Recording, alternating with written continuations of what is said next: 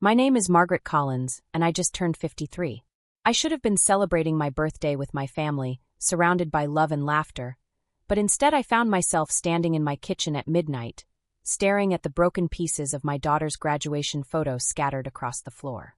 Something inside me finally exploded after years of carrying the weight of everyone else's disappointments. The words still echo in my mind. You ruined my life just like you ruined yours. My daughter Sarah screamed them at me just hours before, her 22-year-old face twisted with rage and pain. But what cut deeper than her anger was the truth I heard buried beneath it. Maybe she was right. Maybe I had ruined everything I touched.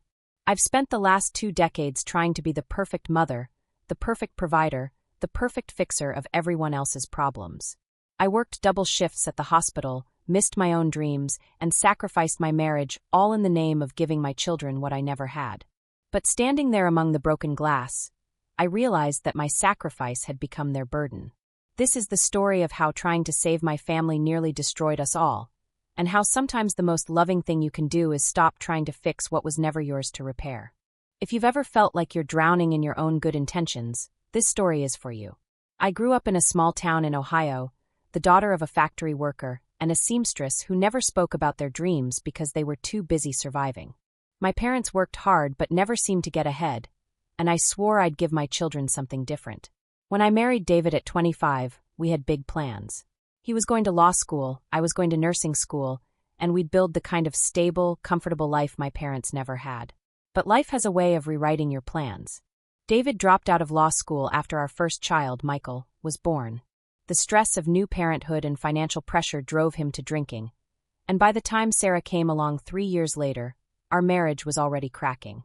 I finished nursing school while working nights at a diner, studying between diaper changes, and trying to keep our small apartment from falling apart. The breaking point came when Sarah was 10. David lost his 3rd job in 2 years, and I found him passed out in our car with the engine running in the garage. That night, I made the hardest decision of my life. I filed for divorce and took full custody of both children. From that moment on, it was just the 3 of us against the world. I threw myself into being both mother and father, working overtime to pay for Michael's soccer equipment and Sarah's art supplies. I attended every game, every recital, every parent-teacher conference. I said yes to every request, fixed every problem, and shouldered every burden. I thought I was being strong. I thought I was being selfless. I thought I was breaking the cycle of disappointment that had defined my own childhood. The pattern started innocently enough. When Michael was 12, he forgot his science project at home on the day it was due. Instead of letting him face the consequences, I drove across town during my lunch break to deliver it to school. When Sarah was 14 and got caught cheating on a math test, I spent hours arguing with her teacher about second chances rather than addressing why she felt the need to cheat in the first place. Every crisis became my emergency. Every failure became my responsibility to fix.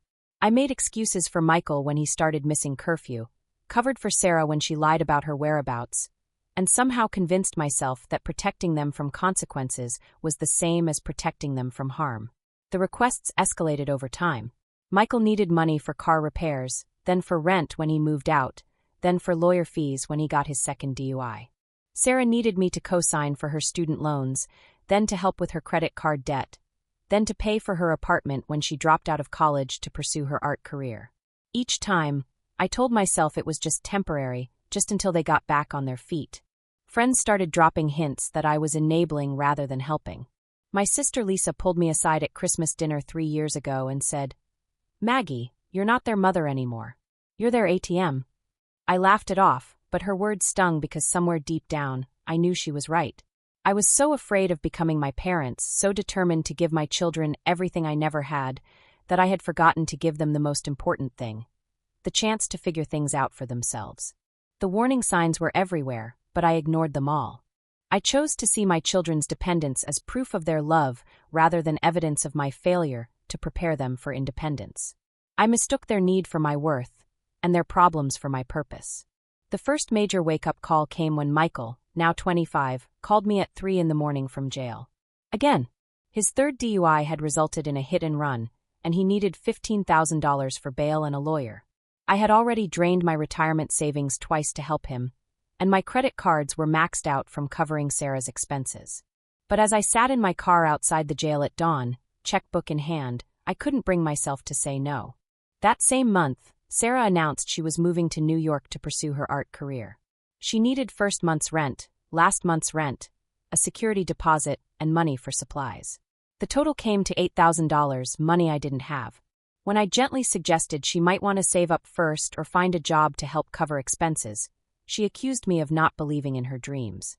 "You never supported me," she said, conveniently forgetting the art classes, the supplies, the gallery opening I had attended alone because her father couldn't be bothered to show up. My own life was disappearing piece by piece. I had turned down a promotion at the hospital because it required travel, and I needed to be available for emergencies. I hadn't been on a date in 3 years because every potential relationship crumbled under the weight of my family obligations. My savings account was empty, my credit was shot, and I was working 60-hour weeks just to keep everyone afloat. The breaking point came on a Tuesday evening in March. Sarah had been back home for 6 months after her New York adventure failed, and she was treating our house like a hotel. She came and went as she pleased, left messes for me to clean up, and contributed nothing to household expenses despite having a part-time job at a local coffee shop. When I asked her to help with grocery money, she exploded. "I shouldn't have to pay to live in my childhood home," she screamed. "You're my mother. Taking care of me is your job." The entitlement in her voice was breathtaking, but it was her next words that shattered something inside me. "You ruined my life just like you ruined yours. If you hadn't been such a failure, maybe Dad would have stayed. Maybe I wouldn't be stuck in this dead-end town with a mother who can't even take care of herself." The silence that followed Sarah's words was deafening. I stood in our kitchen, the same kitchen where I had packed countless lunches, helped with homework, and listened to teenage heartbreaks, and felt something break inside me that I hadn't even known was still whole. For 22 years, I had defined myself by my role as their mother, their protector, their solution to every problem. But in that moment, I saw myself through their eyes, not as a hero, but as a failure. Sarah continued her tirade, listing every way I had disappointed her, every opportunity one had supposedly stolen from her by being inadequate. According to her, my divorce had ruined her chance at a normal family. My financial struggles had prevented her from attending her dream college. My inability to fix Michael had somehow tainted her own prospects. Every choice I had made in the name of love had become, in her mind, evidence of my inadequacy. "You want to know the truth?" I said, my voice steadier than I felt. "You're right. I did ruin my life. I ruined it by making you the center of it. I ruined it by teaching you that your problems were my responsibility to solve. I ruined it by giving you everything you wanted and nothing you needed."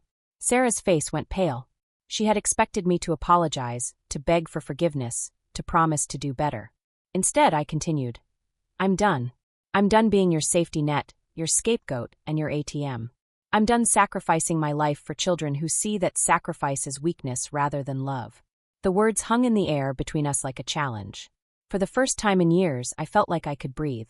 The next morning, I did something I had never done before. I changed the locks. Not to keep Sarah out forever, but to make it clear that living in my house was no longer a given right, but a privilege that came with responsibilities. I left a note explaining that she was welcome to return when she was ready to contribute to the household and treat me with respect. I called Michael and told him that I would no longer be available for financial emergencies. I canceled the credit cards I had given him access to and informed him that our relationship going forward would be based on mutual respect rather than financial dependence. His response was predictable: anger, accusations, and threats to cut me out of his life entirely. I told him that would be his choice to make. The hardest part was not the anger from my children, but the silence from my friends and family who thought I was being too harsh. "They're your children," my sister Lisa said, the same sister who had told me I was being too soft. "You can't just abandon them." But I wasn't abandoning them. I was finally giving them the chance to grow up. I started seeing a therapist, Dr. Rodriguez, who helped me understand that my compulsive need to fix everyone else's problems was rooted in my own childhood feelings of powerlessness. I had confused love with enabling and support with control. For the first time in decades, I began to think about what I wanted for my own life rather than what everyone else needed from me. The first few months were brutal. Michael stopped calling altogether, and Sarah moved in with friends, sending me angry texts about how I had abandoned her in her time of need. I grieved the loss of our old relationship while simultaneously feeling lighter than I had in years. Without the constant crisis management, I had time to think, to breathe, to remember who I was beyond my role as their mother. Slowly, things began to change. Michael hit rock bottom without my financial cushion to break his fall, and for the first time, he had to face the real consequences of his choices. He entered rehab, not because I forced him or paid for it, but because he finally understood that his life was unmanageable. Sarah struggled with independence at first, but gradually began to take pride in her ability to support herself. Our first real conversation in 6 months happened at Thanksgiving. Sarah came to dinner, not as the entitled child demanding to be served, but as a young woman who had spent the morning helping prepare the meal. She apologized, not just for the words she had said, but for the person she had become. "I didn't know how to be grateful," she said, "because I never had to be. Michael's recovery is ongoing, but our relationship has fundamentally changed. He calls to check on me now, not just when he needs something. He talks about his job, his sponsor, his plans for the future. For the first time, I see him as a man rather than a problem to be solved. Today, as I write this 2 years later, I am proud of the woman I have become. I took that promotion at the hospital, and I'm dating a kind man who sees my strength rather than my availability. My children are adults now, not in age but in behavior, and our relationships are healthier than they have ever been. The greatest gift I gave my children was not my sacrifice, but my boundaries. By refusing to be their solution, I forced them to become their own. Love is not about removing all obstacles from someone's path. It's about giving them the tools and confidence to navigate those obstacles themselves. If you are reading this and recognize yourself in my story, know that it's never too late to change the dynamic. Your children don't need a martyr. They need a mother who models how to live a full, authentic life. Sometimes the most loving thing you can do is step back and let them discover their own strength. The broken picture frame from that night still sits on my kitchen counter, but now it holds a new photo. My children and me at Sarah's first art show, all of us standing on our own, but together.